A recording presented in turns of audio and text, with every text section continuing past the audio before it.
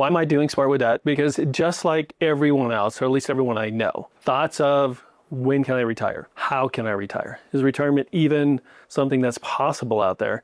And one of the things that I want to do, because I know numbers and I actually like the whole process of figuring out debt and how to get the most out of it and the best out of it. So I'm like, how do we get rid of some of these barriers? Debt is one of them. At the end of the day, what helps people stop thinking about money every day is when they have more money to keep into their lives.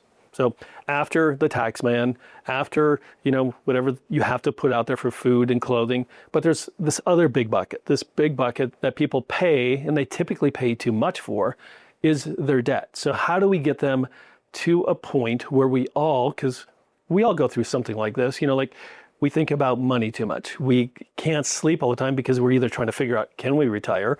Or if you're a little bit younger, like, how do I pay for kid stuff? I just put kids through college and I have another kid in a school that I'm paying for. So I'm like, how do I keep doing this and still live life? And it gets to the point where you mentally get tired and drained from all of these things. And I think it's just something that I go through. I've gone through the sleepless nights, so those frustrations, the worries that we go through when we're like, is this going to work? Is the money going to be there for the kind of retirement I want? Or when can I retire? Can I afford to put kids through college? All of these things need to be figured out.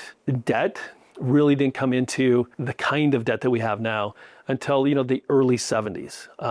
Yes, there were some credit cards before that and even some home loans, but the consumer debt that we use really took hold and off in the 70s. So our parents didn't really know how to handle it or what to do with it. And then we came through and we were right in the middle of the growth of debt. So education wasn't there, understanding wasn't there. And what I see way too much and why people are struggling, at least a good portion on the debt side, they don't understand the fundamentals of it and they don't understand how to make it cheaper for them. There are ways to make everything cheaper. The good thing from our perspective is we don't lend money. We're not a bank. We're not a mortgage company. We're not someone who's saying like, this is the only product we have, so this is what you need. So we could get to that point of helping people. Plus we understand we've been through the sleepless nights, the frustration, the anxiety that comes with not knowing what 5 years, what 10 years is going to look like in this world. We can't control, if you're a homeowner, you can't control property taxes, you can't control insurance, but what you can do is control how much you're putting out for debt. So freeing up $500 but paying it off at the same time, that's smart reorganization. Maybe it is, instead of, using avalanche or snowball methods, is getting into a good freedom date plan where you can, instead of saying it's 7 years out, maybe it's only 4 years out. Same payments, same debt, it's just putting it into a cheaper bucket of debt. There are great options out there, especially with credit unions, especially large credit unions. If you're a homeowner, from HELOCs, they're adjustable, but they're still better than credit cards. They're still better than personal loans. They're maybe even better than student loans out there, which we're going through right now. It doesn't matter your time of life. We have more debt through our lives than we have investments, the majority of us. The majority of us are not millionaires who are sitting on, a bucket of money that we don't have to worry about those things. But how do we get to the point where we have more mental freedom, more time to enjoy what we want to do and less time thinking about money? Where do we get to the point where we have more money in our banks after everyone takes their portion of it? How do we get there? How do we get to the point where we feel safe? We feel safe with our future, our kids' future. The anxiety goes, we get some more sleep, and we just stop thinking about money. Part of that step is getting out of debt. And yes, there's the investment side too, but just think about this. If you're paying 8, 9, 20% on debt that you pay for after taxes, but you're only earning 5, 6, 8, say even 10% on your investments, let's take 10%. So you're making 10% on your investments.